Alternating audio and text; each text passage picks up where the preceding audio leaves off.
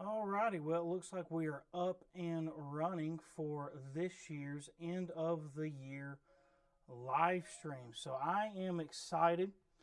I'll give it a few minutes for a couple of people to sign on, but I am excited to have a Q&A session with everyone. So if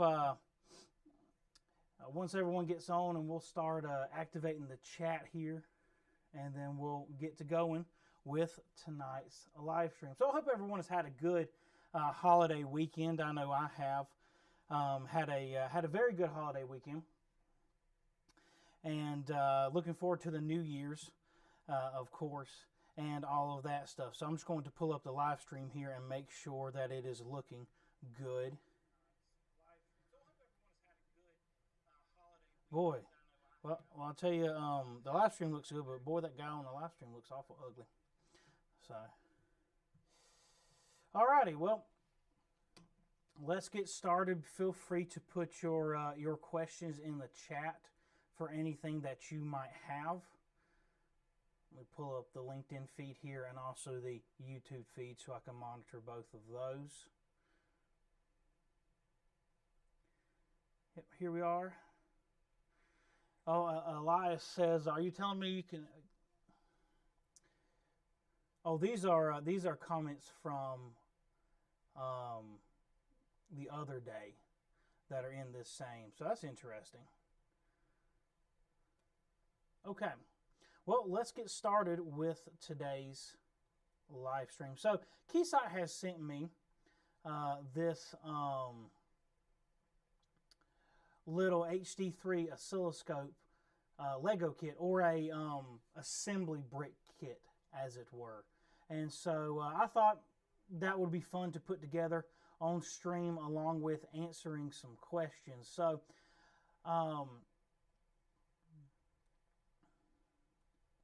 take and do that and do this. I'm just trying to get everything together. Elias says, "Hi, Alex." And then just a LinkedIn user says, "How many batteries did you design a BMS for?" Well, I've done up to really up to a 16S. Mike Conrad says, "Hi, hello, Mike." Up to a 16S, 16S is usually the specialty. Now, we can go higher than that with the stackable BMS chips and stuff like that. But once you get above 16S, you get sort of out of the off-the-shelf BMS chips and you go up into the custom stuff. But yeah, I have done more than that. All right, so this is the HD3 oscilloscope kit here. This is something that they sent me. It's pretty cool. So this is the actual HD3 oscilloscope here, and if you haven't seen my video, that's on the YouTube channel, the review of this thing. This thing is a beast. It's more than I will ever use, but this thing is an awesome beast. But this is the Lego kit for the HD3 oscilloscope. So I'm excited. Let's start putting this thing together. And of course, I'm going to be opening the box with the beautiful Hoy Forge knife. Now, if you haven't seen this knife, this was custom made for me by Ron Hoy, who runs Hoy's Forge up in West Virginia.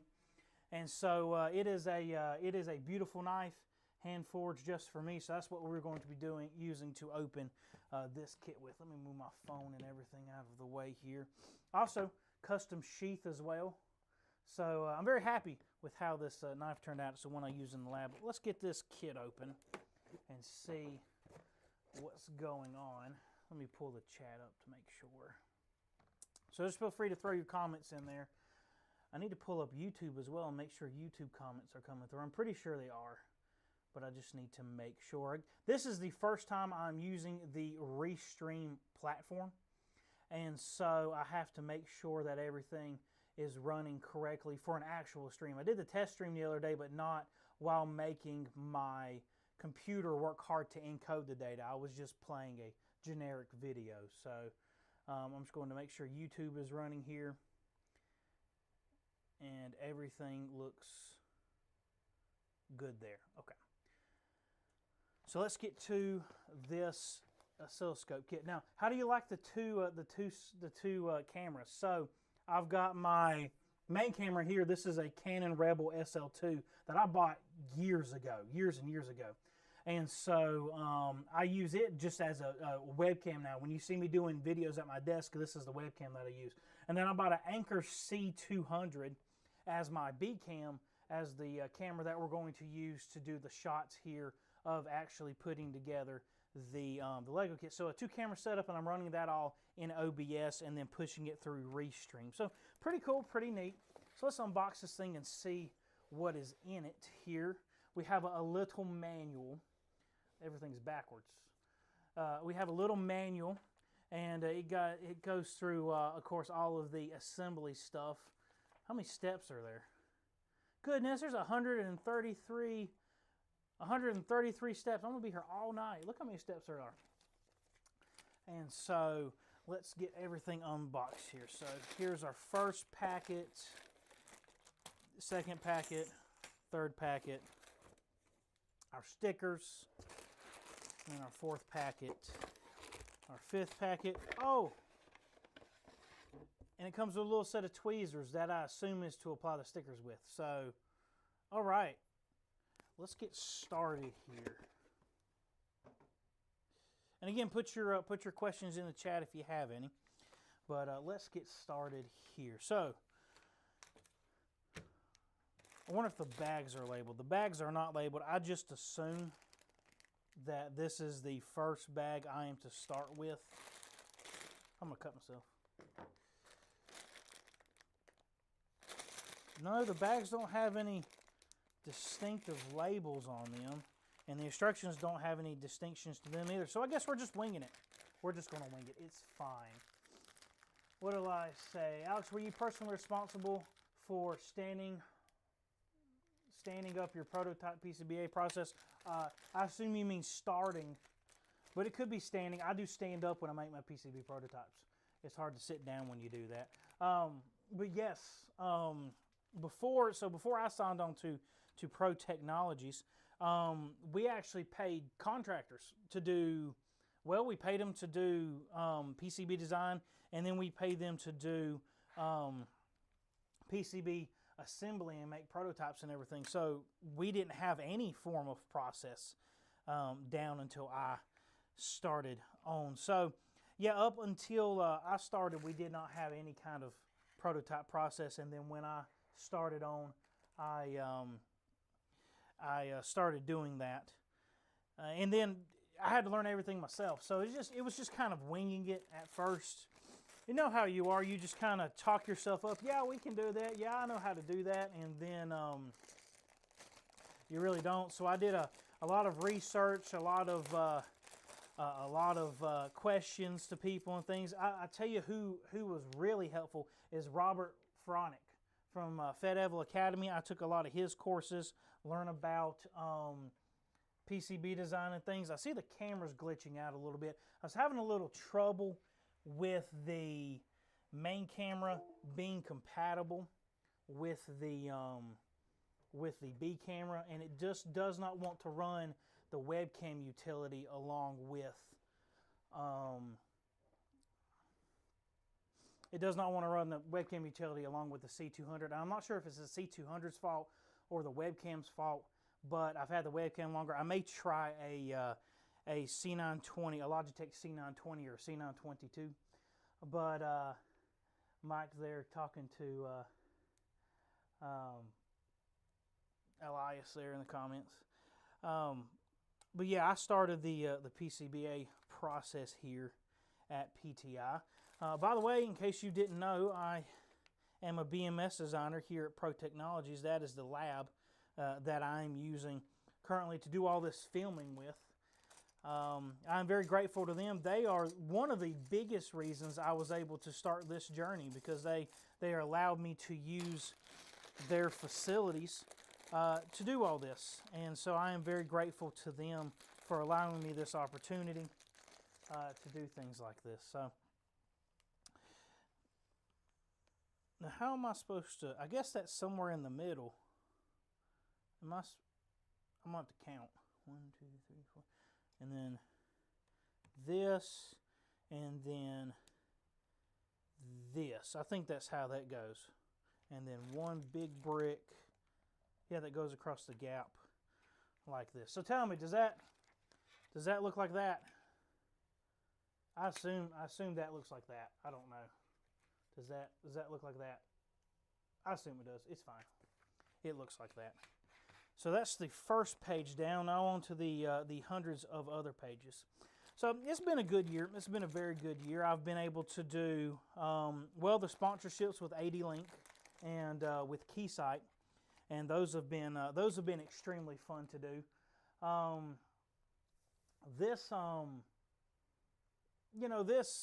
This whole social media thing is just a side gig thing for me. It's not my normal day job, but I have enjoyed being able to do all this stuff here. So let's see, we've done that, and that. Now we're to, I need a 4, a 3, and a 4. So that's a 4. I need a 4, a 5. A 5, no. No, that's not the piece I need. Putting together IKEA furniture is easier than this. Okay, I need a 3, a 5, and then another like that. Yep, beautiful. All right, so flip it over, and then this goes here, this goes here, and then this goes here. And I believe we're making the base. Okay, so then we flip it back over, and we need 3 of these little pieces. Are they in here? I'm going to end up losing. I just dropped something. We're going to end up losing some stuff, I do believe.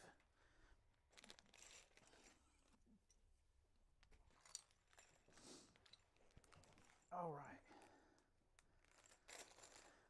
Let's see here.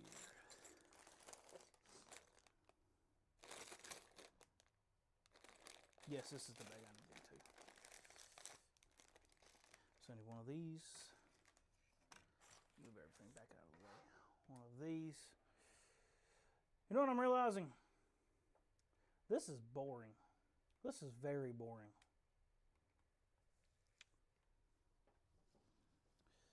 We need to juice this up a little bit is what we need to do. We need to do something to juice up this live stream, because this live stream is absolutely boring. I would not stick around to watch this live stream. Personally, I would not. So we got to do something else to juice up this live stream. So let me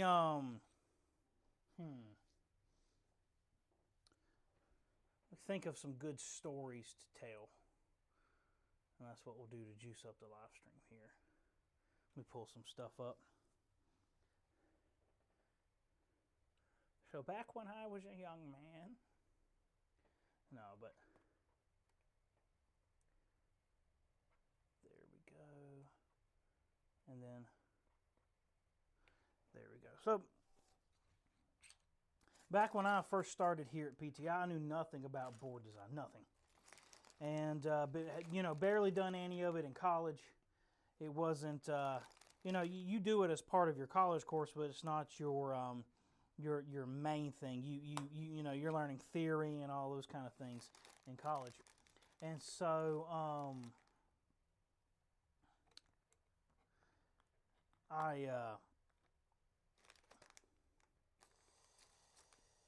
they come to me one day and was like, can you design a BMS? Because we were paying contractors a whole lot of money to design BMSs, and then our main contractor decided to go up by, I don't know, 3 times his normal price. And so they came to me and was like, do you know how to design BMSs? And I said yes. And I really didn't. I really didn't know what I was doing. But I said yes, we can do that, and I had no idea if we could do that or not. And so I learned very quickly how to about BMS design and things, and very quickly how to do certain things as far as that goes. And so my very first BMS design, it was in a little pack that looked like a Game Boy. It was in a little pack, looked like a Game Boy, and so I made it. It was just a little one series BMS, and it was successful. Right, it was a very simple chip, and I was so proud of it. I was so proud of that little design, and then the company canned it. The company we were working for just canned it. We're not doing that anymore. And I was so devastated. Here I am. I'd even made a tester for it. I designed a custom tester to test this little battery pack. It was one of my first little Arduino-based testers. I used an Arduino Uno to test it because I like using Arduinos. They I just dropped another piece. Well, we'll have to worry about that in a minute.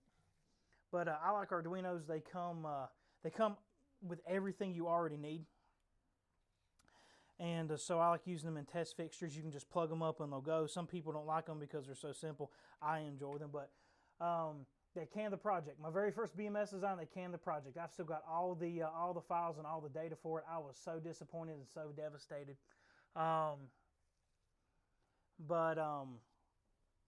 It was the whole project was canned, and then my second design was a smart BMS chip with a BQ40Z50, the simplest BMS chip you could probably ever work with. And so I used a BQ40Z.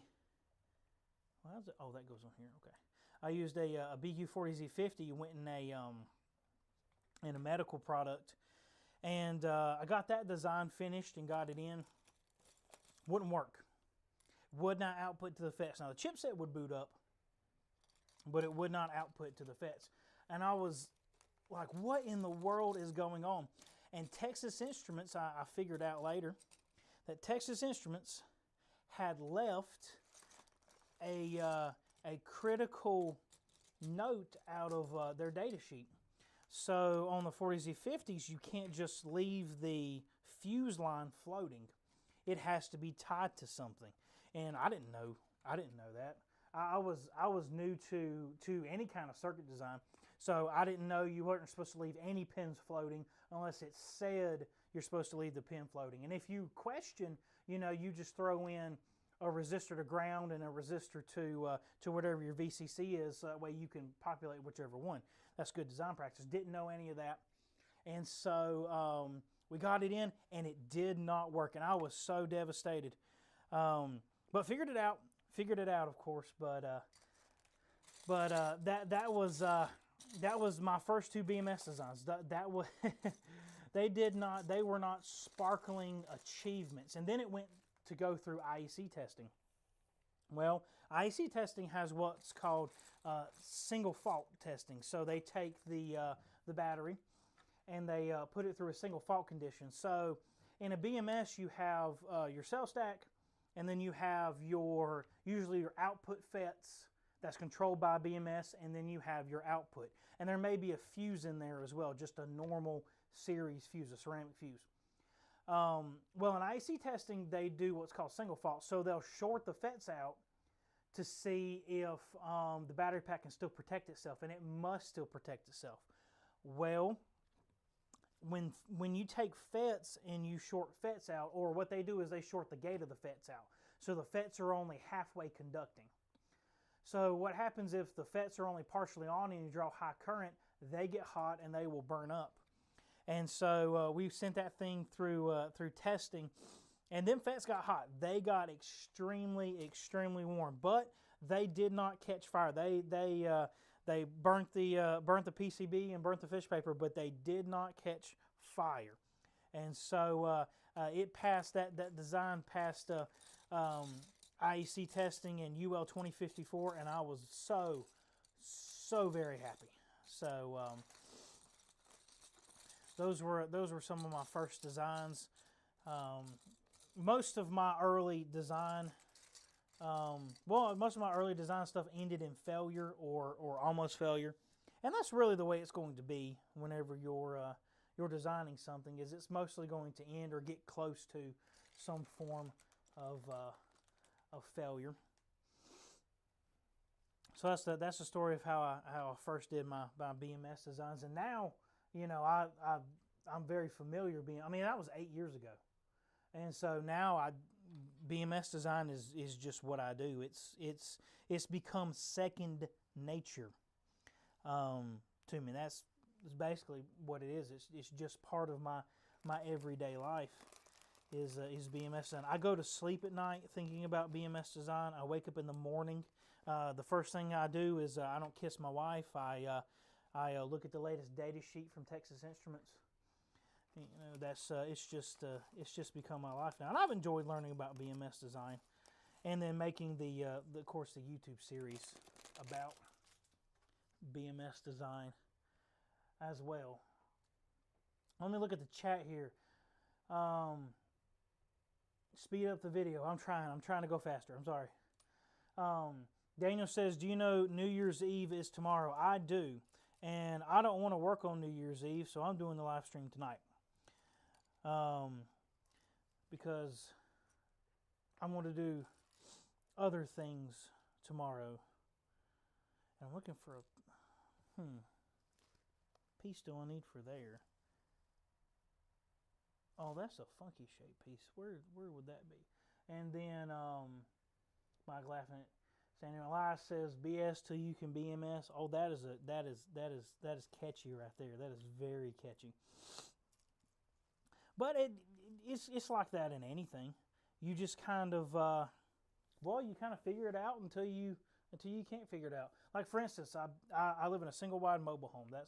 That's where I live at. Me and my wife decided to buy a used single wide 14 by 70 mobile home to fix up, to stay out of debt and things because of the way the economy was and is probably going to go. And so I can do carpentry and plumbing and electrical, and I can do all of those things because we're not paying anybody to do it. Most recently, if you saw the videos, was fixing the furnace in my house, putting a new blower motor in it because the people who do the HVAC around there wanted $1,600 just to replace a blower motor, and I was able to buy. So you could buy the blower motor, or you could buy the whole entire fan assembly that just slides out and slides back in. And so I could buy the fan assembly for $400 and just slide it out, slide the new one in, and plug it in. So that's what I did. I wasn't going to fight that. That was a lot easier to do. I'm having trouble finding these pieces. So they're little curved pieces. Are they in here? They're just little weird curved pieces.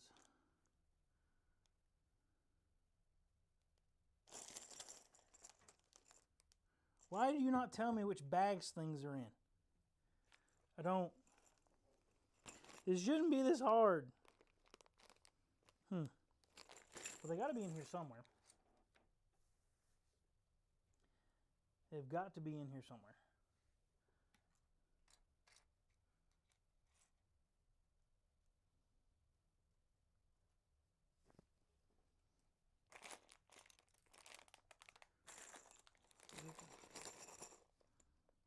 Oh, they are in here. Okay.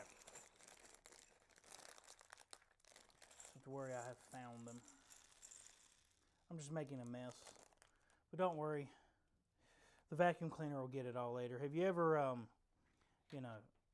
well, here in the lab, I drop components and stuff all the time. And you're never going to find them. I have an ESD carpet floor. So around here, this is ESD carpet, ESD dissipative carpet. But, you run the vacuum cleaner in here, so I don't, vacuum, but once every month, once every 2 months. It's usually a New Year's thing. I vacuum every New Year's. But the vacuum cleaner, it sounds like a war zone.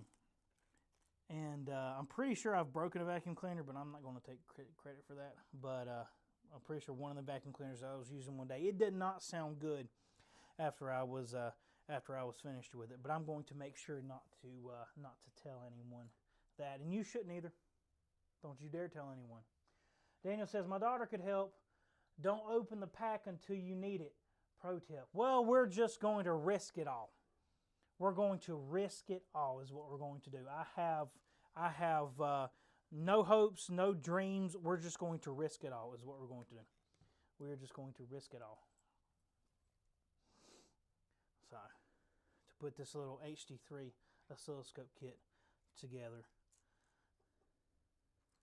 It does give something to do to watch on the stream though, because me just sitting here by myself would be awkward. I'm not much company. Do these need to be straight? I assume these need to be straight, or as straight as possible.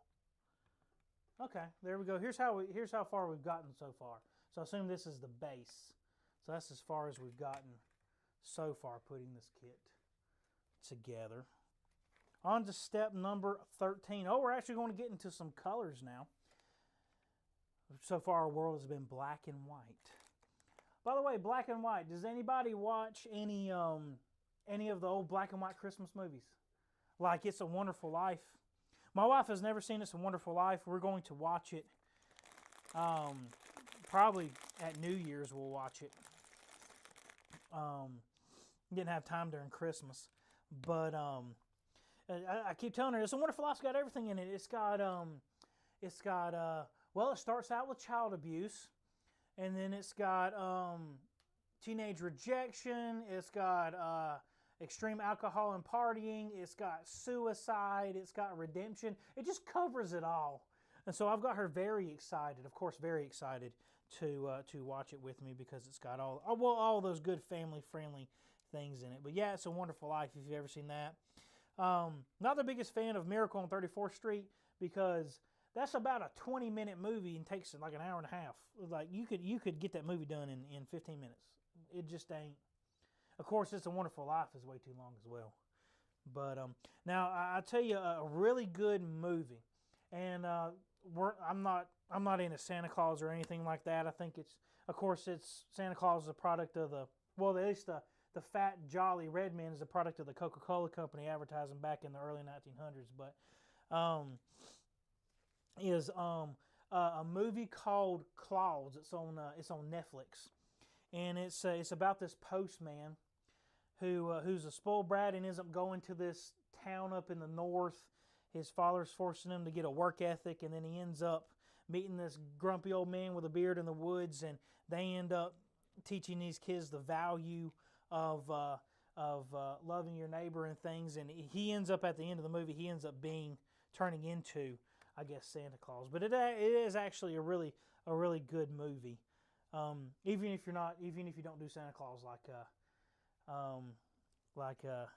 I do. Daniel says, careful, Sean might be on. Oh man, is Sean a believer in Santa Claus? Does Sean believe? I'm sorry, Sean. He believes. I will never be able to ride the Polar Express. I'm sorry, I'll never be able to ride the Polar Express. So, now that's a good movie. The Polar Express, that's a real good movie. I'll tell you some movies I've been enjoying is the Sonic the Hedgehog movies. If you have seen those. Those are great. Now, me, myself, I'm a nerd. So, there is that part of it. But they have stayed true to the, as true as they can stay as true as they can to the intellectual property, because the Sonic storyline is kind of jacked up as it is, because Sega has they've kind of done 3 or 4 different storylines and shows and different things, but I've really been happy at the way they've done the Sonic movies as a nerd, as a geek, right? Been very good, very well put together. And I've also liked the fact that they haven't made any of it, for lack of a better term, woke. They just haven't done anything. They've just stuck to the story and just done things good. I've just appreciated the way that they've put everything together. And I have yet to watch the new Shadow one. It's on my list, but I'm going to wait till it comes out and I don't have to go in a theater to watch it. But I'm excited to watch it. The new Shadow one. Elias says, Santa did bring you that Pixel Watch, Kincaid. Ignore Alex. Oh, yes, ignore me. I'm sorry. I did not mean to crush the whimsy that is Santa Claus. I do apologize for that. You know what I should have done? I should have just had you 3 on live stream is what I should have done, and we should have just done a live stream together. That would have been fun. Just do a live stream together, and y'all could make fun of me trying to put together this kit. All right, that is the front. Now I need these little pieces, and I get okay. So that, and I assume the non-curved end. The non-curved end goes in here. Okay. That's what I should have done. I should have just had y'all come join me on this live stream. And we could have talked and done it all. But yeah. I did get to watch the Charlotte's Web movie from 2006. I forgot who the main character of it is. Well, Wilbur, the pig, but who plays the main girl in it. But that movie was great. I forgot just how great that movie is. It is wonderful. Great kid-friendly movie. The story's great. The actors are great. The animation is great. The animation is way better than some of the stuff coming out of the studios today. And I posted on Twitter about it the other day just because I was just flabbergasted at how good, well, some of the older movies are. Daniel says, we can do a special decode stream with you where we build the same kit. All right. Do y'all have an HD3 kit? Keysight sent me this. I don't know if I got this because Keysight wanted me to have one, or they did a live stream for the HD3 oscilloscope, and I don't know if I won one. It wasn't very clear when the package came. But yeah, this is a great little kit. That will be fun. So when we did our episode of the Decode podcast, so we did about an hour and a half worth of real podcast stuff, and then we stayed and talked for probably another, well, we talked for 30 minutes before that, and then an hour after that, probably, we just had a good time. Tell you, Elias and Daniel and Sean, they are just they are genuinely great guys, and so they are great guys to have around. By the way, if you're looking for if you are a genuine PCB designer or electronics person or in the PCB industry, we have started a group that is dedicated to PCB designers and PCB manufacturers and things. That is just technical. So no spam. If you're going in there to advertise for your company, you will be kicked out. But that is on, well, my profile and all of their profiles as well. But if you're going in there to spam, then you are going to be kicked out. So just so you know that. Okay, we're to our first sticker, and so this is not. I was looking for. So in this kit, it has. So you can see these are supposed to have ones on them, and then here's a sticker symbol. So we're to the stickers. Oh, Elias says yes. Everything electronics. That's what it is. Yep, I couldn't remember the name of it. Thank you, Elias. But everything electronics. And so if you would like to join us, we are there, and we're just going to have a good time and talk about technical things. Now, if you're there to, again, advertise for your business, we don't want you. It is purely just for good, solid discussions. Good, solid discussions. So let me take, where the tweezers go? There we go, and then I'm going to take the one, and one goes here. I assume, yeah, that goes, and then those will go. Okay. So I'm going to take the one here. Now, I've never been too good at labeling battery packs, so you can bet. Oh, I don't know, that didn't turn out bad. You can't see it, so if I hold it up, you can't really, I mean, you can see it a little bit. but you can't really see the one.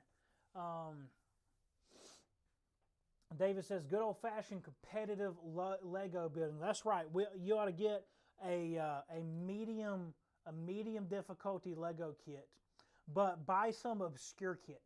Not one from a movie or one that's supposed to look like a boat or something. Buy some obscure Lego kit that's from some anime or some kids' TV show that none of you have ever watched and you don't know what it's supposed to look like. And then just give you the Lego pieces and the instructions. Order it and have your wives or something not even give you the box. You just have the instructions and the pieces. You don't even know what it's supposed to look like. Oh, that would be great. Just you don't even know what it's supposed to look like. Just go at it. Have fun. Have fun, honey. Good luck. That's funny. So we're doing all of the channels here. Channel number 2 and then green. This is a neat little. Well, it's not a Lego kit, and it's an assembly brick kit. So I got a little bit reprimanded because this is an assembly brick kit, not a Lego kit.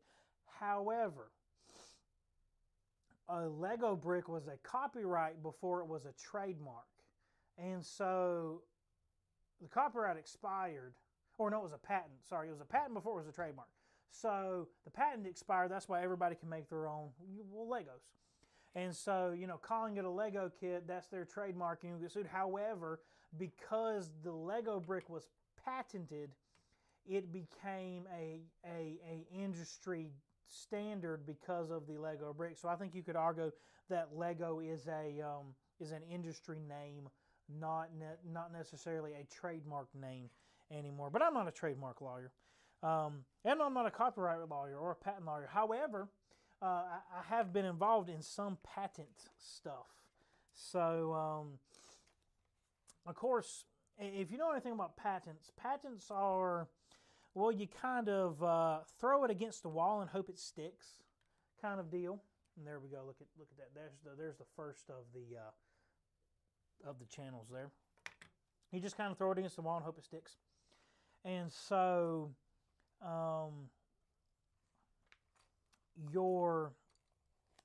the patent office and things doesn't really, and you pay your patent lawyers and things, but they're not technical people.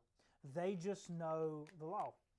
So when you have things like electronics, we've ran into things where, guys have tried to patent certain battery technology things, right? Even though it's an industry standard thing. And so one of the rules for a patent is it can't be blatantly obvious. It can't be completely obvious that, doing this is just a normal electronics principle. Like, for example, if you take, let's say FETs, right? You take MOSFETs and you parallel them together, okay? And you say, well, you can carry more current if you parallel FETs together. I'm going to patent that. You can't patent that because that is, again, completely obvious to an electronics designer. So, patent law was very throw it against the wall and hope it sticks kind of deal as far as that goes. Now, I don't think patents should be... Patents you get, 15 to 20 years depending on if you get an extension and all those kind of things. However, copyrights are anywhere from 60 to 90 years depending on what the situation is. I do not believe that copyright should last that long. And I understand the reason that was done was so that way, an author could retain the rights to their work and all those kind of things. But the reason the reason patents are so short is so that it encourages industry, it encourages development, and it encourages new designs and things like that. And I really do believe the copyright should be that way as well. I think copyright should be 25 years, 20 or 25 years. You copyright a work, 20, 25 years, and after that it's done. And I do not think companies like Disney should be able to pay the government, tens of millions of dollars to make sure that their little mouse is able to be copyrighted for another 20 years or another 15 years. I think it should be. You have a time limit of 20, 30 years, and then after that it's free game. So there's your front end right there. So this is, so that's your front end right there. That's your oscilloscope probe input. So that of course that is just my opinion. I'm not an expert, but I think that things are way too locked down as far as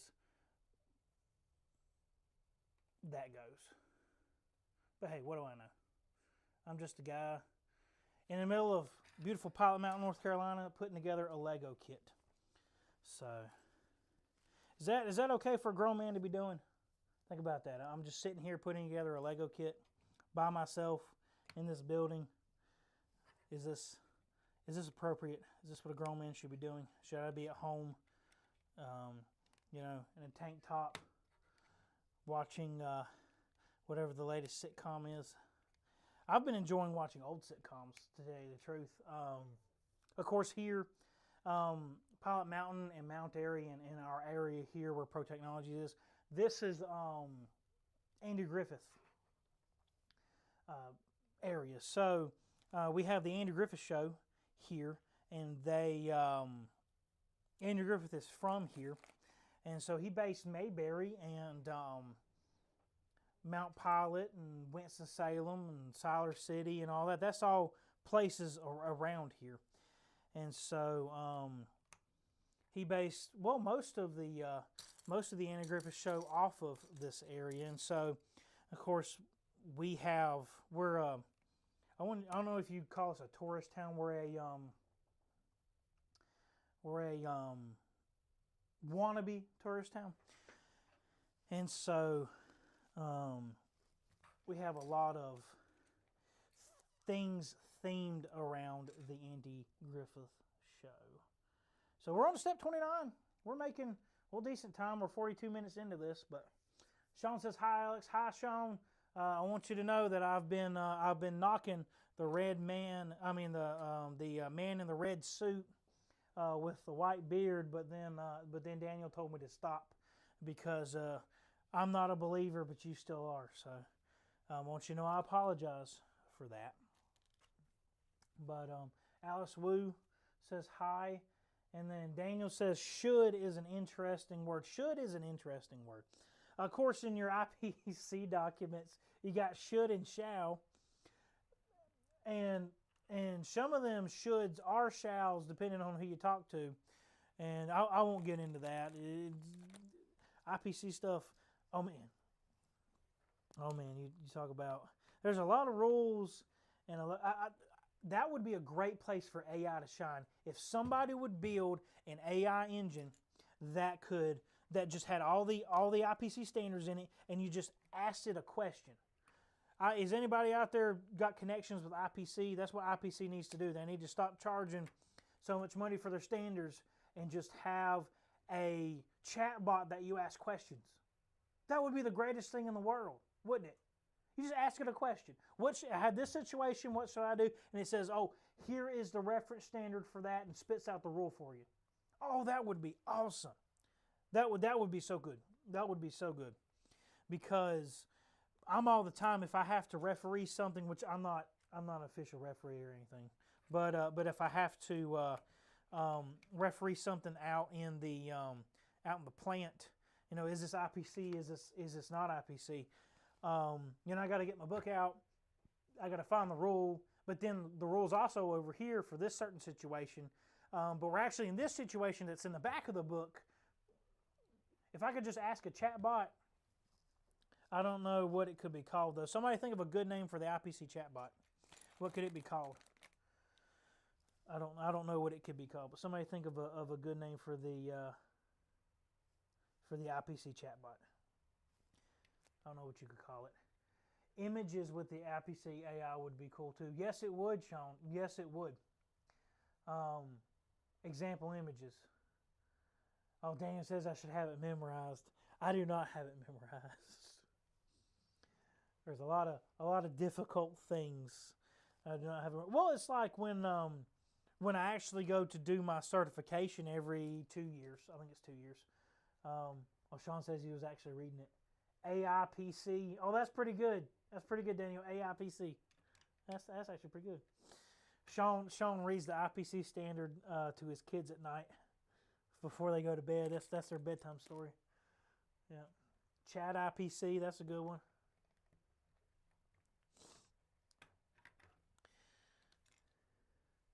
Now I do like now I've taken some of IPCs. Of course, they're just regular 610. Since we do a lot of hand soldering here and stuff, the 610 stuff, and then I've taken some of their PCB design courses, and everything is helpful. It really is. It's all helpful, but I just wish it wasn't $3,000 at a time helpful. That's the only thing I wish it wasn't. It's $3,000 at a time. All right, now we're getting into where all the bricks want to come off. All right. But the IPC standards sure have been, well, they are extremely helpful about reliability and things. And I don't know if Mike Conrad's still here, but he does the Reliability Matters podcast.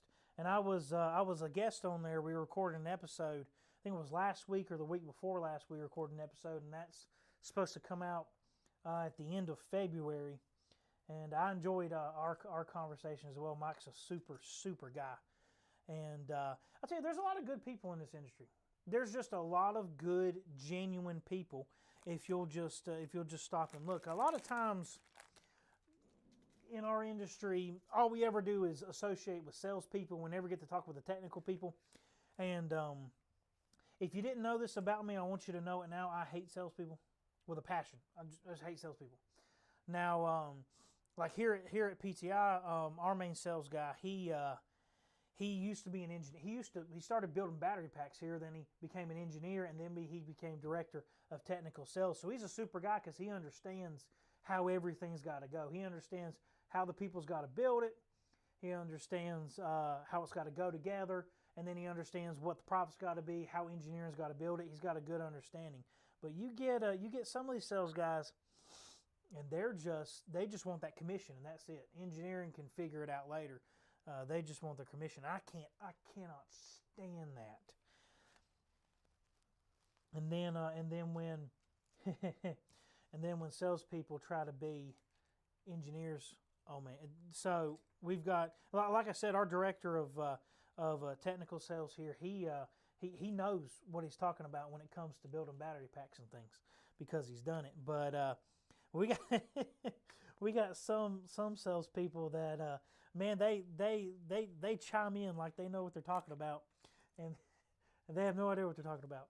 And so I'm sure y'all have dealt with salespeople too, and it's the same way. You go car salesman all the way up to equipment salesman. You want somebody who knows. You want somebody who knows what they're talking about, and you want somebody who will not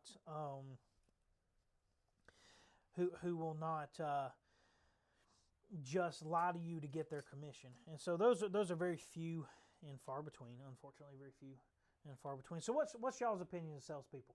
I'm curious to see what y'all's opinion is of salespeople, because I'm sure y'all deal with them a whole lot in y'all's industry as well. Phone calls. I hate cold calling. I'm just going to get up on my soapbox here. I hate cold calls. Every Friday. It's always on Friday too. Every Friday, get these guys and they call and they want to sell me something. And I don't have nothing that I want to buy from them. So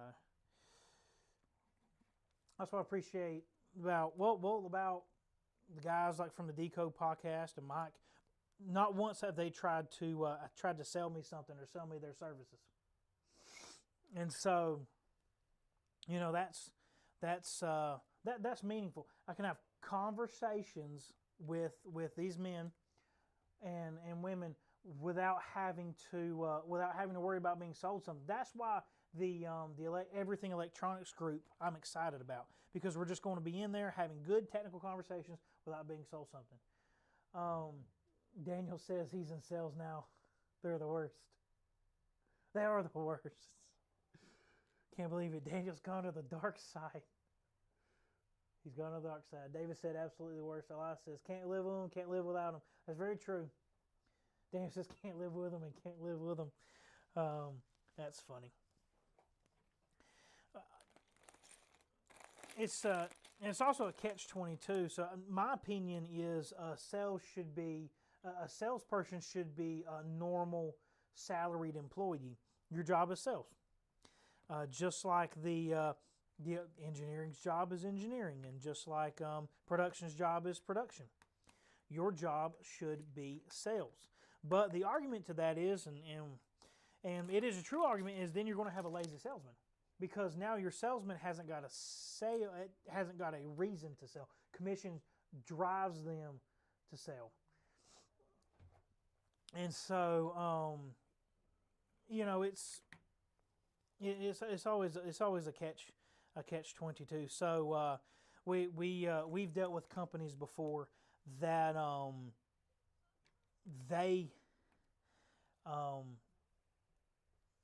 their sales department doesn't sell. They don't do anything, and until competition comes, and then they're all of a sudden, oh man, we got to sell our product, but we can't sell our product until we do something extra. And so it just depends, I guess, on the situation. But if you get a man that has good integrity and has a family and just wants to make a living, he'll be a good salesman. Just like he'll be a good engineer, just like he'll be a good production person. You get a good man that has a family and is just a good person who wants to work and wants to support his family, you won't have any of those kind of problems, because that man is there to work because he has duties and obligations. So Larry Norman, he is our senior applications engineer here at Pro Technology. He said, I don't know salespeople unless I have a pain point they can solve. That's it. Don't call us, we'll call you. That's right. So that's always good to have your, your name in front of somebody, but I'm not going to call you unless I need you, That's a very good take. This one. No, that was too long. There's got to be one in between these two. Have I done something wrong? No, I haven't. No, this goes here. Yeah, there we go. Deanna says, I have to program the jobs I sell, so the joke is on me. You just do it all. So you can't complain that somebody sold this stupid job you got to program because you're the guy that did it. That's funny. That's funny. So there's nobody to blame but yourself. That is hilarious. There's nobody to blame but yourself. See, that's the fun about being engineering. We can look at we can look at sales. We can look at our sales guy. His name is Randy. We're like, Randy, why did you sell this? We don't want to do this. But it's always fun. Sean asked, Larry Norman any relation? Yes, he is my father. We worked together. So he was actually instrumental in me getting this job way back when I graduated from college. He lined up an internship for me, and so they liked me enough that I got to stay. And I tell you, it was just the way the Lord worked, because I signed on, and then as an intern, and then our sustaining engineer was leaving to go work with his father at a company. And so God just put them things together, and it all just kind of meshed together. And so I was able to sign on as a sustaining engineer. And then I became the product development engineer, which was developing the products instead of just doing the ISO stuff and the paperwork.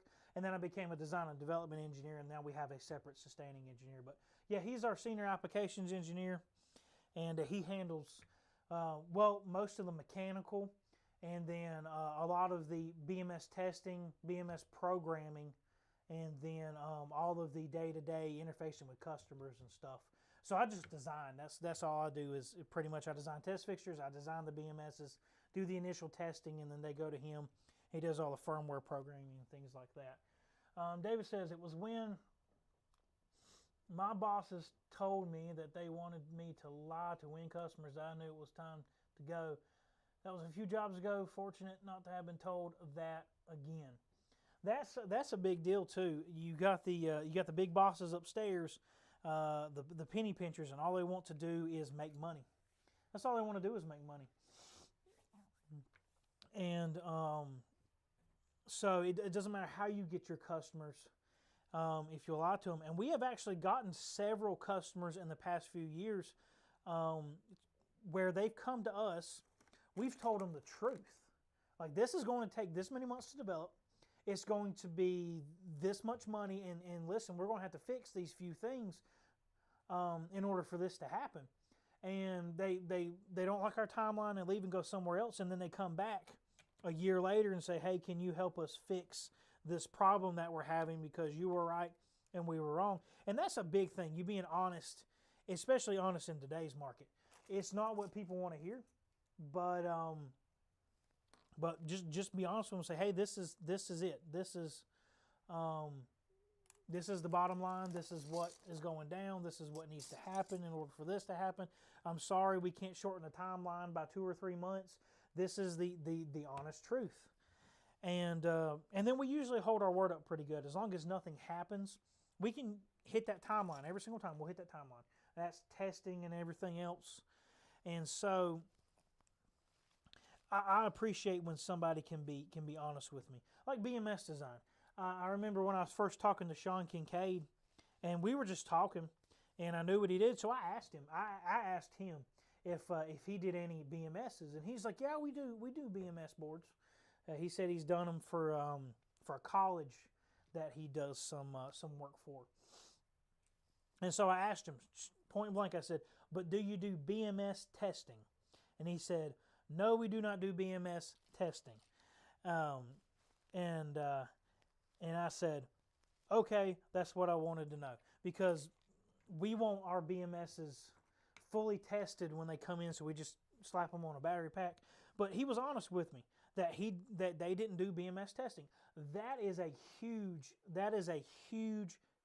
thing when somebody is willing to be honest with you and tell you that they don't offer this service instead of trying to get your business and then backtracking. We had a customer, we had a vendor who said that they did BMS systems, and we even talked we talked to salespeople, we talked to everybody. Yeah, we do, but yeah, we can test them. We've done this, and this. Well, the boards were made. They were finished and went to go to testing, and their engineering department said, we've never done anything like this before. We can't do that. And the boards were made. We had paid for them. They were made, and they went to testing. And they couldn't test them. And so we had to help them get an off-the-shelf Chinese BMS tester and then set it up how we wanted it tested and those kind of things. Push the project back a whole nother month or a month and a half because they lied to us. Not something I want to do again. So I'm very appreciative of honesty. And very appreciative when Sean was honest about that. Very appreciative of that. Sean says, I like to imagine you call him Pop Pop. And Daniel says, Papa. I said, no, I just call him Dad. Now, the kids call him Papa. He is Papa. But no, I just call him Dad. I don't know if that's a northern thing. Now, I will tell you this. So my sister married a stinking Yankee. Can't believe it, but she did.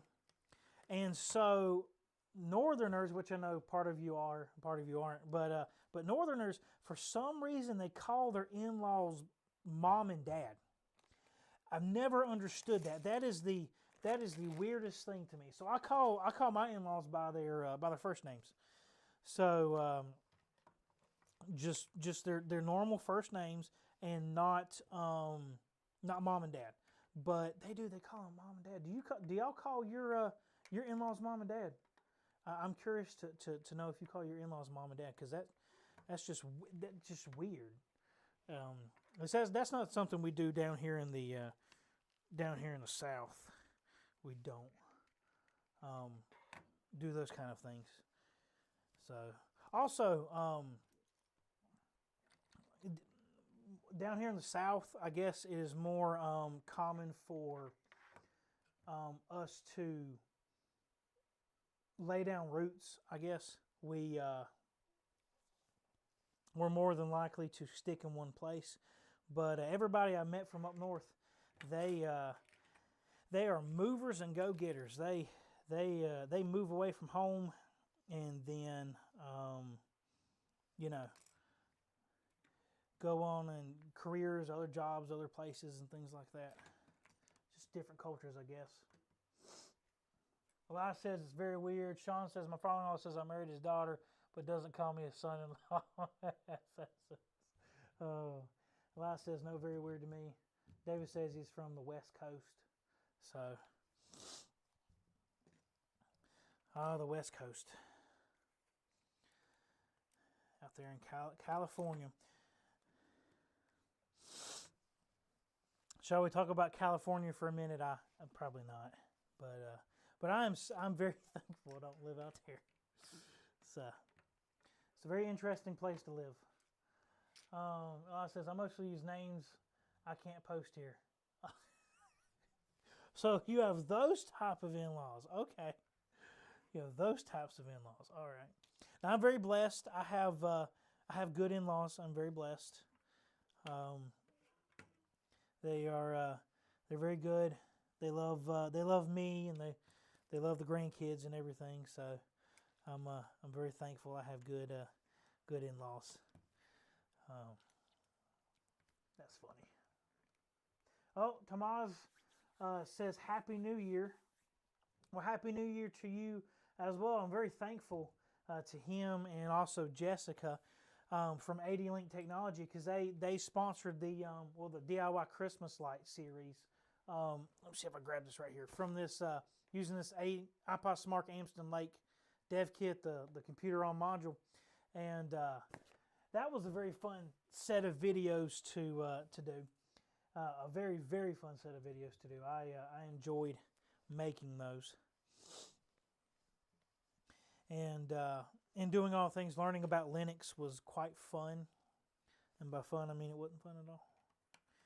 Well, Linux wasn't that bad, but it certainly is a learning curve. Like for instance, the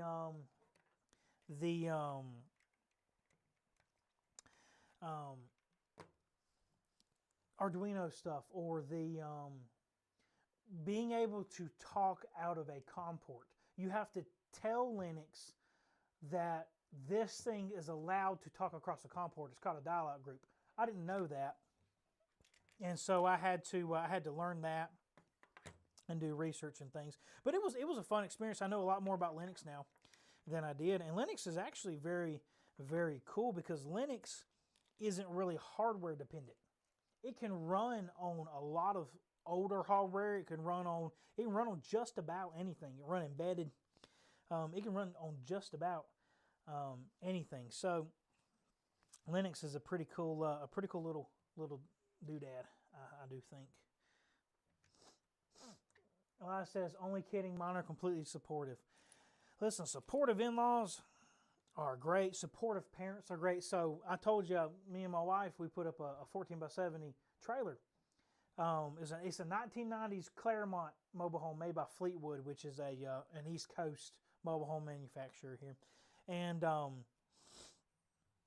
course, I had to pay somebody to take it off the lot and set it up.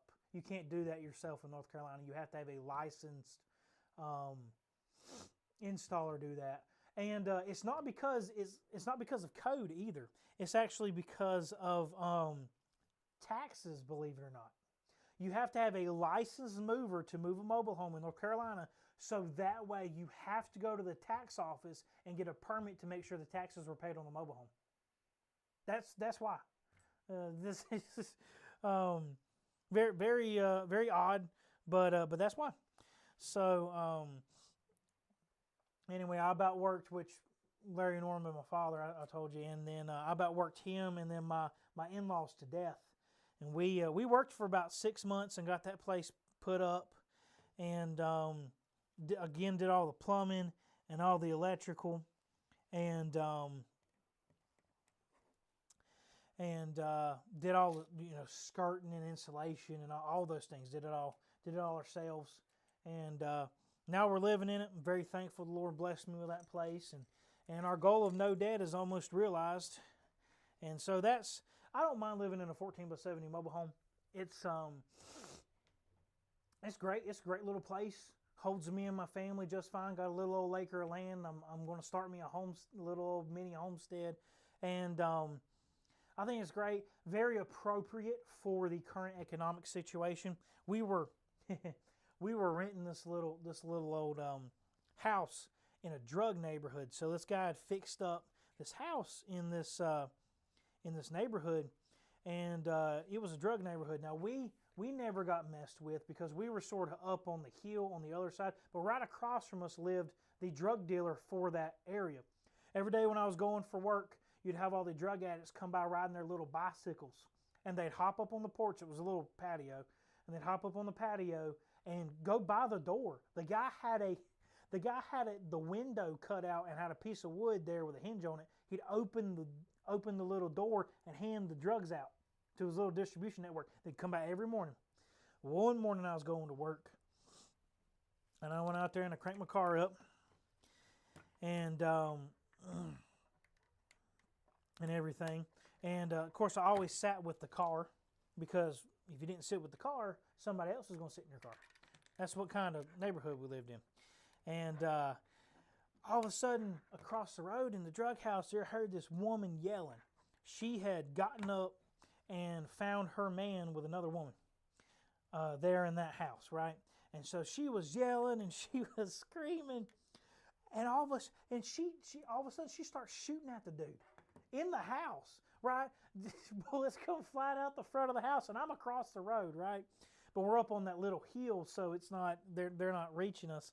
But she starts trying to kill the guy because she found him in bed, and she ends up getting arrested and everything and all that. But that's what kind of neighborhood we lived in.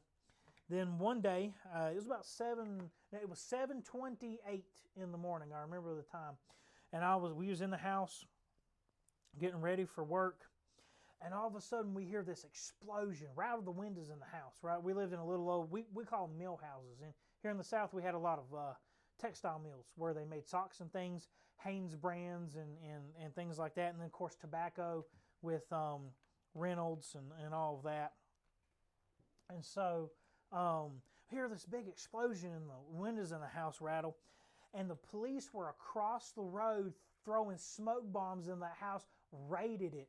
So I texted my boss and told him I was going to be late for work, and me and my wife sat outside and watched them drag the people out and put them out on the lawn and things. And there had to be like 12 people in that house, and they had the SWAT team there and the SWAT vehicles and everything. So we got to watch them raid a house. So I'm very thankful for my quiet little neighborhood. If there's any kind of gunfire or anything going on, that's for joy or pleasure and not for violence. So very thankful for that. Elias says, follow the dollar. That's right. Got to follow the dollar. If it don't make sense, there's a dollar behind it. That's a good general. If it don't make sense, there's a dollar behind it. That's exactly right. And so it goes back to them salespeople. Them salespeople are promising the world. There's a dollar behind it. So you go to. So I got the privilege to go to my very first show. PCB Carolina. Went down there. It was great. Had a lot of great conferences and things. Learned a lot. But half of it was just an advertisement for Cadence Allegro, the EDA software. They sponsored the event, so half of it was just an advertisement for them. But it still was a great event. Still had a great time. Good food too. They had a beef brisket I don't know whose idea the beef brisket was, but it was wonderful. The beef brisket was very, very wonderful. I greatly enjoyed the beef brisket. I think this is, so the screen is coming along. This is, so let me, we got the oscilloscope here, and then this is the screen. So it's coming along quite a bit. This is taking a lot longer than I thought. I'm sure people will start dropping off here in a little bit, because I wouldn't stay and watch this whole thing. Maybe I would. I don't know. Depends on how loud the children are being. That's what it depends on, right? But anywho, let me go back here. Yep, there we go. Awesome. All right, so where was I at? Here, and then we're going to go here. The instructions are very helpful. These are very good instructions. I was a little afraid about the assembly brick, but the instructions are very helpful, very, very helpful. This is a pretty cool advertising tool as well, because now this isn't something that you throw away. See, that's the thing. You do advertising and stuff. Half the stuff that I got from that show is already went in the trash, and the other half is probably going in the trash here pretty soon at some point. I'm keeping a few things for nostalgia's sake, but it's probably going to go into the trash. But if you can give somebody an experience or something that they oh no, I dropped a piece. Something that they're not going to throw away, that's a big deal. Also, using a wireless mic. So I decided to do that instead of using my condenser mic, and so that way I can move around when I drop pieces. Very, very convenient. Very convenient. So I'm all about comfort and convenience at this point in my life. So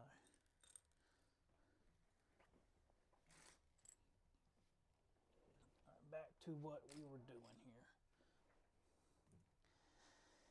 All right, where was I at? I was here, and then I need a 3-way piece to go right there. So here we go. I hope there's enough pieces in here. I don't know if you've ever put together a puzzle or a Lego kit and then you end up not having the right amount of pieces. Because I have done that before. You know what's bad? So we do all of our own engine work and stuff and things, car work here. Because that's just, well, the way we was raised, and we ain't paying nobody else to do it, and we can do it ourselves, right? And so when you go to put something back together and you have an extra bolt, and you know you didn't have an extra bolt, that is a worrisome thing. That is an extremely worrisome thing. That is the worst feeling, when you go to put it back together and you got an extra part, and you know it went somewhere important, but you don't know where that important part was. Oh, that is awful. That is so awful. You don't know where the important part was. And so you just kind of hope and pray that that it's not going to affect the operation of the vehicle. Oh. Now, I've done things before you forget to put the old plug back in, or one of the biggest things is when you take an oil filter off, you work on a car and you take an oil filter off, you need to make sure that the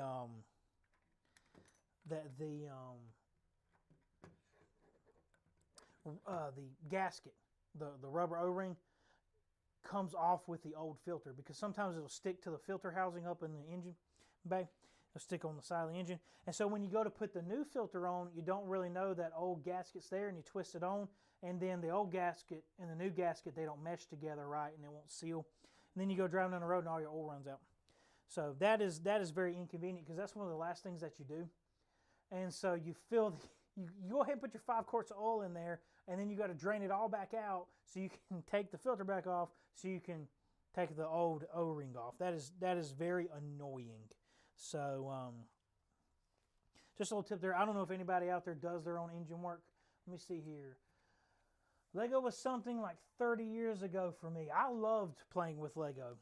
And this is the first, I think this is the first time I've actually really put together a Lego set in years. I mean, I don't know how many years it's been since I've put together a Lego set. And I am quite enjoying myself. Now, I have avoided that because I'm the type of person to get into something. Well, like social media. I've enjoyed getting into the social media. Like I bought this camera specifically to do this live stream with, right? And I'm going to do future live streams with it. But I'm enjoying this so much, I think putting together Lego kits will be a normal... I think I'm going to keep doing these live streams where we talk and I put together a Lego kit. I think that's what I'm going to be doing in the future. So I bought this camera specifically for that. I get into things. And when I get into things, I have a bad habit of spending money on those things. And then that builds up. And then, you know... Then you start hiding things from your wife because you don't want her to know how much you spent on certain things, you know, and all those kind of things. So, it gets dangerous. Dan says, help my daughter build a robot hand today. She got bored, but I had a blast. That's right. That's right. And you enjoy it more than we do, than the kids do. You enjoy it more. This right here is a problem. It just keeps coming undone. That is a problem right there. I don't know how long. That's a problem. Yeah, you enjoy it more than the kids do.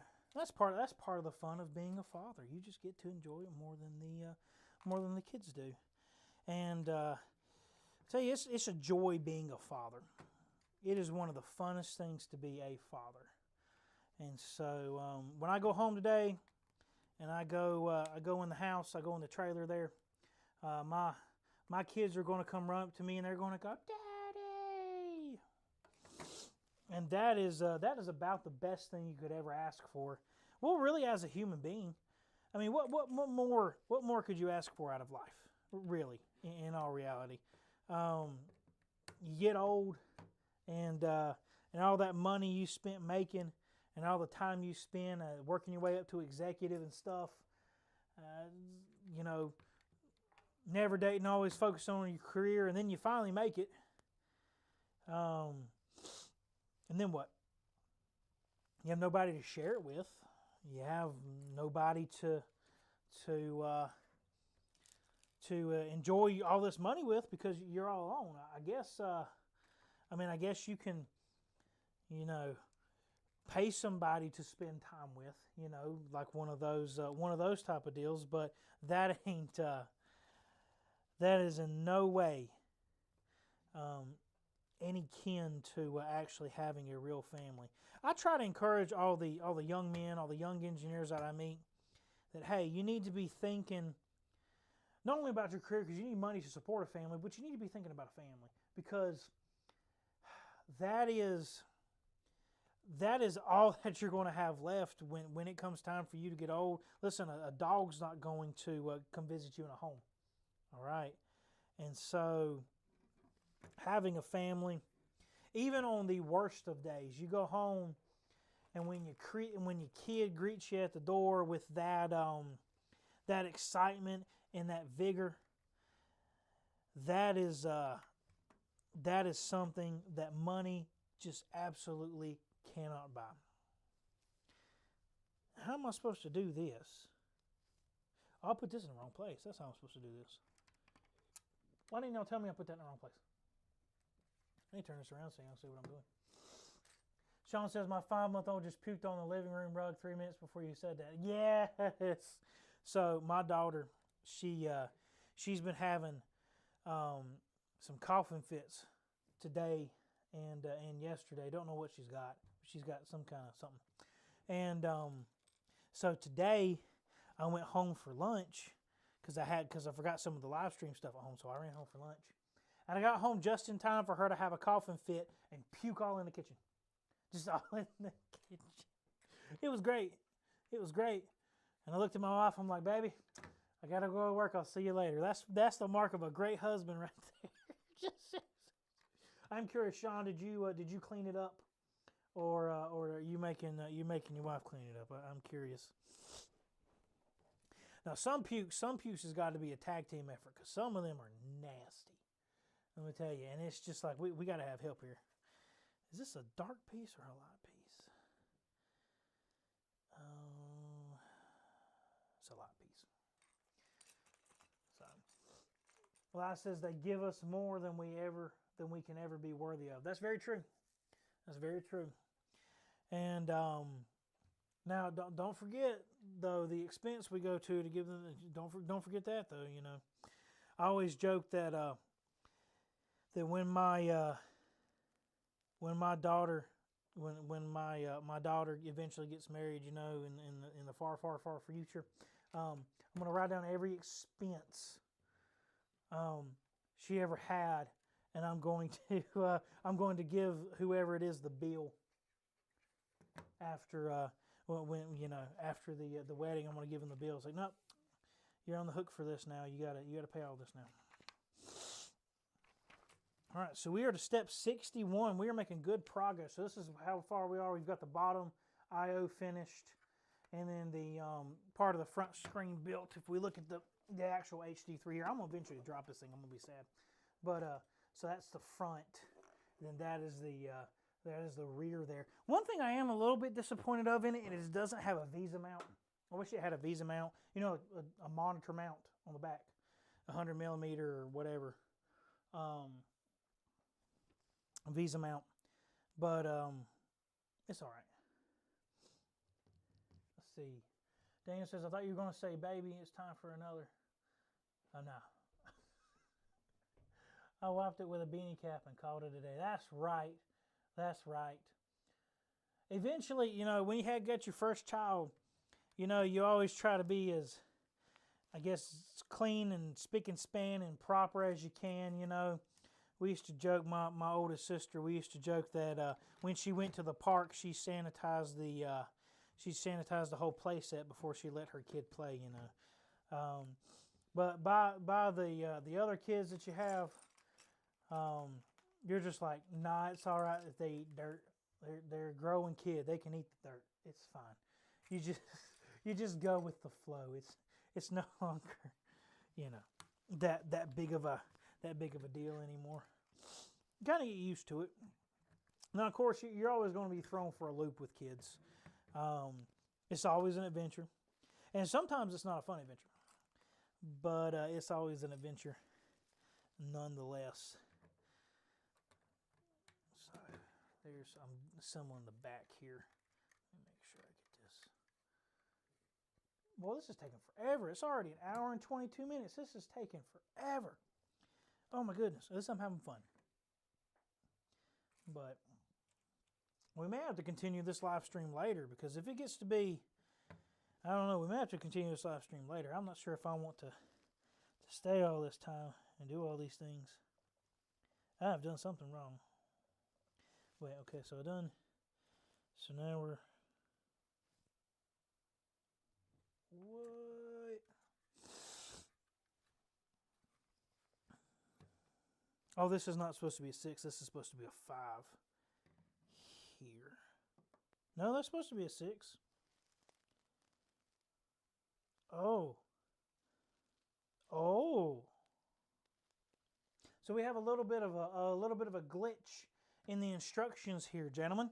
So let me see if I can. Let me try to walk around the camera and see if I can get the focus, and I'll show you here, because this is a big deal. Will it focus? I can't see the camera. I just hope it's focused. So, if you see here, there's a 6 by brick here, right? And that was from the previous thing. But then you put these other 2 bricks here, and now there's a 5 brick with an extra piece here.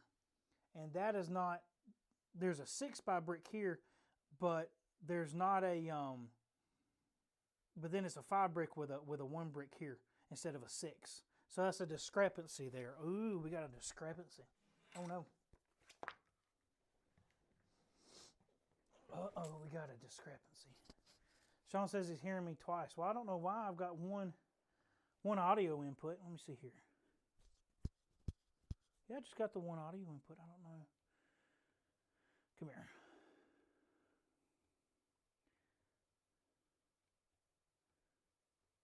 is my, make sure this ain't outputting audio.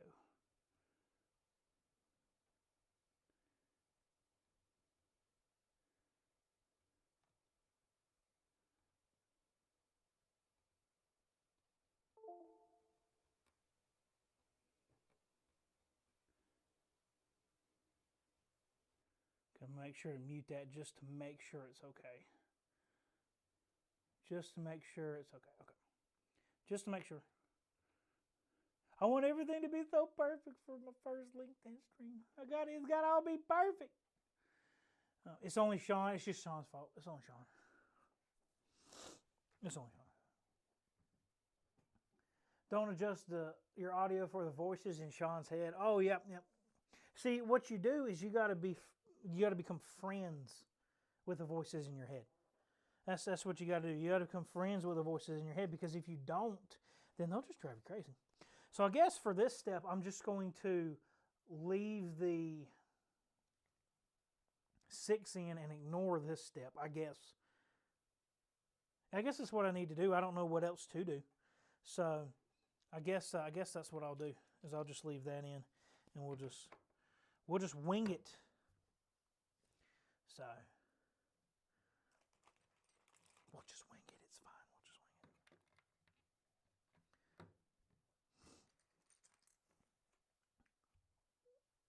Oh, Elias says, well, duh, you have 2 ears.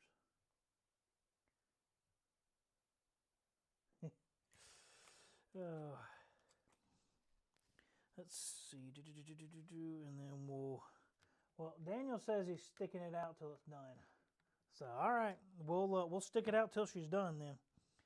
But boy, it's a lot more pieces than I thought it would be. But everything's like that. It's a lot more than you thought it would be. Everything's been like that lately. Just get into it, and it's a lot more than you thought it'd be. I need to start lowering my my expectations.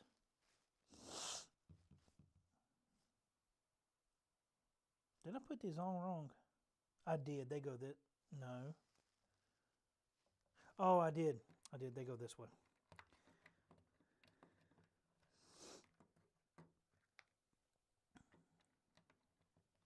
They go this way, like this. I need to start turning this thing around so you can see what I'm doing. This is the back shelf, and then the one little piece goes here. And then, yep.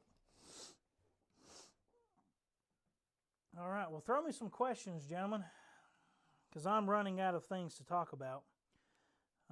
Throw me some questions. Throw me some good questions. Questions that are, you'd like to hear me rant about. Give me something controversial.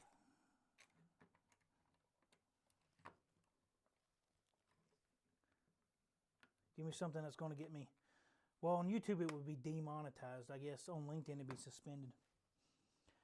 Although I've never seen an account suspended on LinkedIn, doesn't mean that there won't be.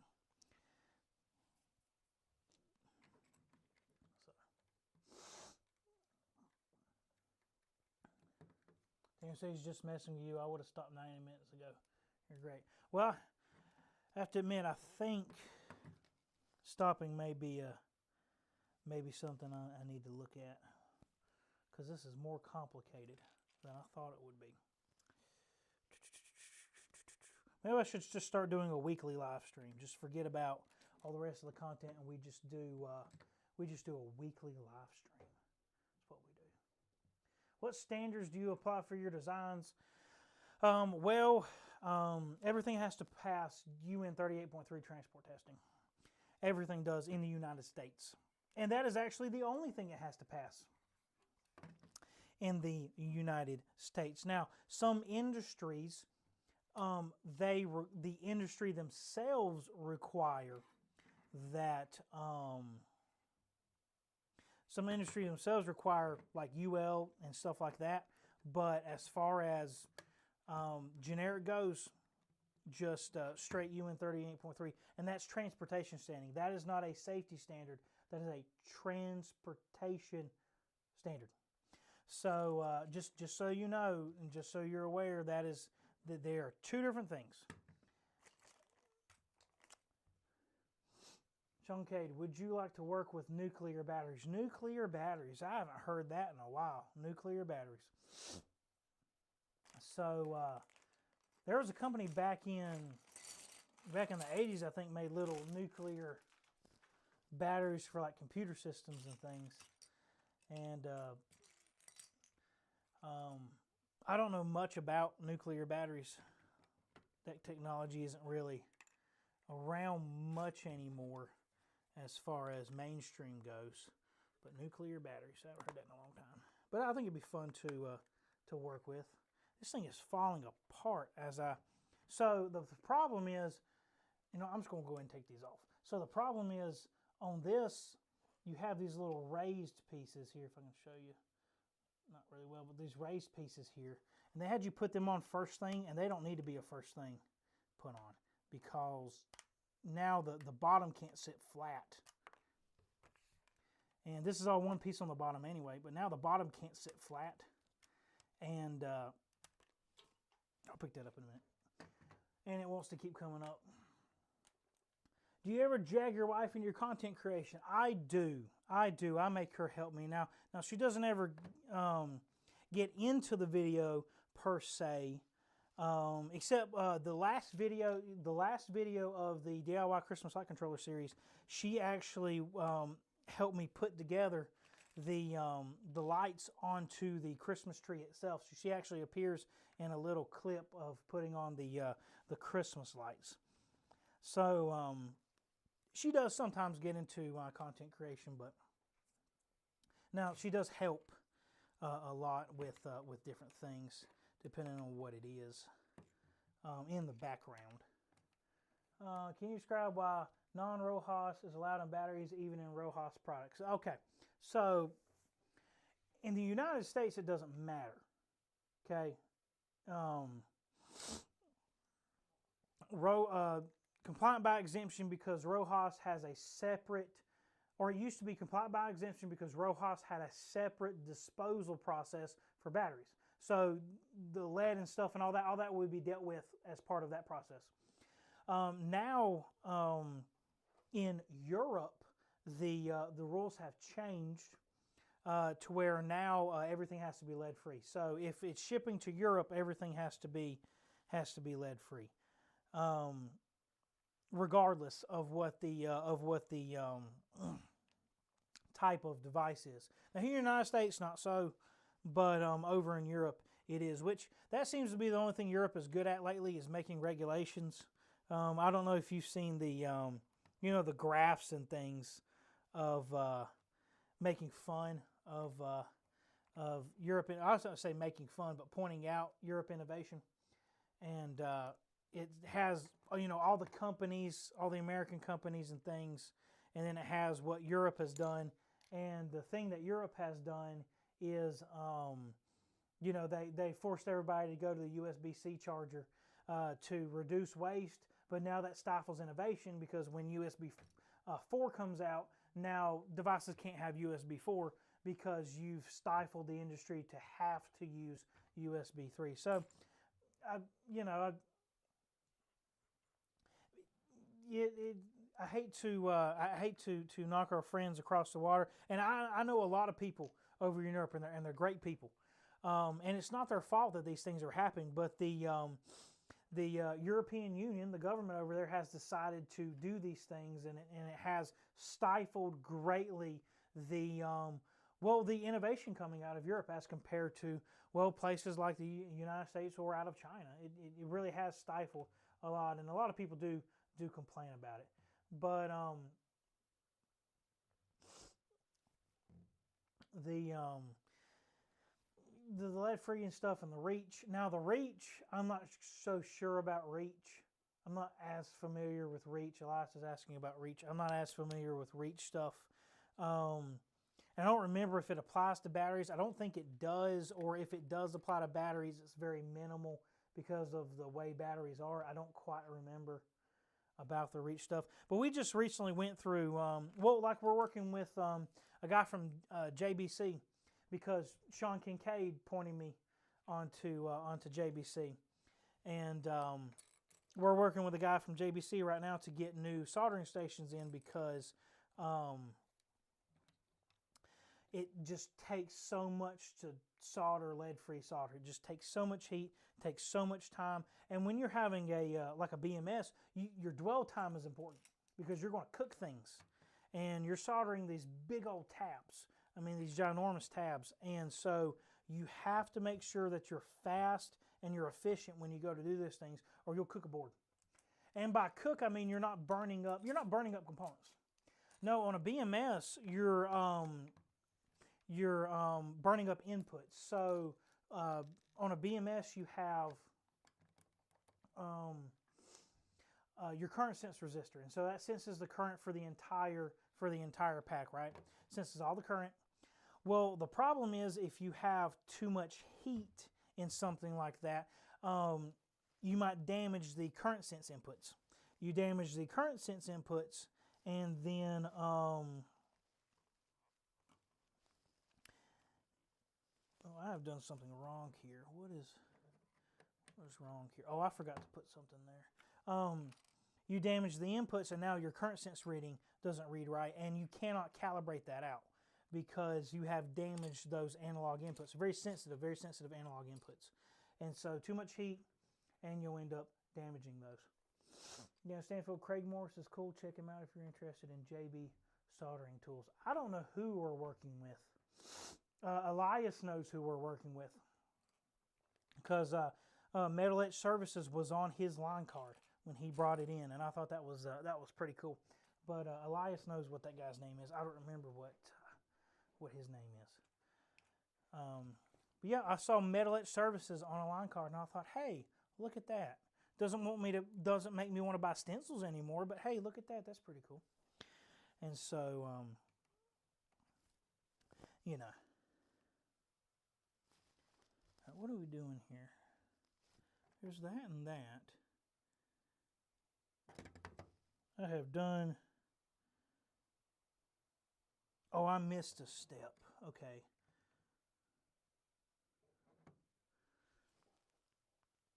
Let me pull these apart. Well, gentlemen, we've been at this for an hour and 37 minutes. I do believe that this needs to be finished another day. I do believe. And so I think that what we're going to do is I'm going to finish this page.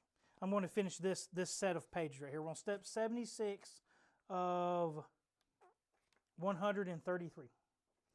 So Matt Osborne, that's right. That's the guy's name, Matt Osborne. And so I believe we're going to finish this section here, and then we're going to call it an evening because it is getting late. And I want to go home and watch an episode of I Love Lucy. How many of you have seen I Love Lucy? It's from the it's from the well, the 50s actually. Come here. It's from the 50s. I Love Lucy, and it's got Lucille Ball and what's his name? Desi Arnaz, I think. Is it Desi Arnaz? I think that's what his name is. Anyway, they're a couple, and get into a bunch of shenanigans and things. But he actually was a Hollywood producer. He owned a studio, and Lucille Ball was actually his wife. He turned out not to be a good person, but later on in years. But they did a pretty good TV show together. I don't know if you, Rico Ricardo. That was the husband's name in the show, but I think the actor that played him was Desi Arnaz, I think is what his name was, and then you had Lucille Ball, who was it. Great job, Alex. The quality has been very good. You bet the quality has been good. You bet it has. I didn't blow all my kids' Christmas money on all this for nothing. That's right. You bet this quality has been good. So, but yeah, I've just been enjoying watching that TV show. It's pretty good. Yeah, Desi Arnaz. Okay. I've enjoyed watching that TV show. It's pretty darn good. And then, of course, the Andy Griffith Show. We all watch the Andy Griffith Show because we're fans of the Andy Griffith Show. That's our whole culture here is Andy Griffith. That's what our whole lives are built upon. Andy Griffith. We're taught in school that it was George Washington and then Andy Griffith. So that's that's what we've been taught in school. So almost finished with the last page, and then we'll call it quits for tonight. Got 2 more sections, and then we'll be finished for tonight. So I do appreciate everyone sticking around and everyone sticking with me. I have greatly enjoyed doing this. I enjoy just sitting around and talking. Although I do wish I had somebody to converse with live. So next time I do this, I may try to get some of the Decode podcast gentlemen, or maybe some of you. I do wonder if any of you would be interested in doing one of the X. I don't know if any of you are active on Twitter or what is X now, but they have those live chat rooms you can do. And so everybody can get together and have a conversation. And I thought that might be fun to do with a lot of my my LinkedIn connections, or my main, I guess who you would call my main LinkedIn connections, the one that I associate with every day. And we just get together in a live chat room, and we just talk. I think that would be quite fun. And then I could still stream that through Restream and push it through LinkedIn and push it through YouTube and everything else. So I think that would be fun. But let me know. Of course, there are several services that are out there as well. I know that what we use for the Decode podcast, that was a pretty neat service. Just logged into it, and then you could do, multiple conversations with multiple people. All right, gentlemen, this is the very last piece here, and then we will continue this, or maybe even next week. We may even do a live stream next week and just have a good time and talk. I've been enjoying this. I think this may be a regular thing, not a weekly thing, of course, because I can't do weekly. Well, maybe I could do weekly. I don't know. That's a lot of work, though.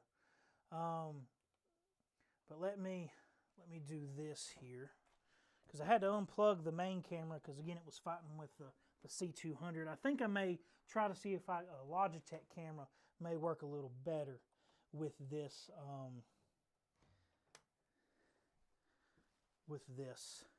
But we'll have to see, because you'll see the C200 glitch out here in a second after that camera boots up. So let me just do that. Yep, there we go. All right. And there we go, gentlemen and ladies. I do appreciate it. I do appreciate all of you tuning in today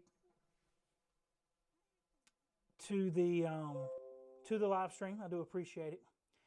And I wish everyone a happy new year. And we'll finish this build at some point when it's not going to take another hour to do it. So let me get these one last questions. Sean says he's got to go. It's time for the beds. Time for bed and bath.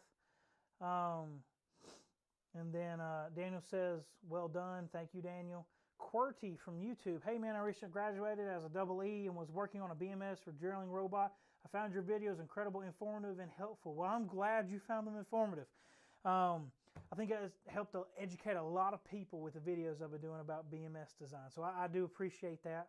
And Tom says you've made a great progress since I've joined. Well, thank you. It's getting there. Again, here's the, I'm going to drop this eventually. Here's the real one, and here's the little one. It's little brother, little baby. All right. And one last, Cordy, I just want to stop by and say thank you so much for making them. Have a good New Year's. Well, have a good New Year's to you as well, sir. And to everyone else that's been watching, I do appreciate it. To everyone that's been, of course, active and commenting, to Elias and David and Tomaz and Sean and everyone. And then I think, let me see here if I can find it. Yeah, if I pronounce your name wrong, I apologize, but Reen or Renee maybe, D. Nuger, or I'm sorry if I pronounce your name wrong. But you've commented a couple of times. I thank you for that. Daniel, Sean, Elias, David, and QWERTY, and of course Dad. Thank you for commenting some as well. And so I do appreciate everyone for tuning in this live stream, and I will see everyone in the next video. So have a good evening, everyone.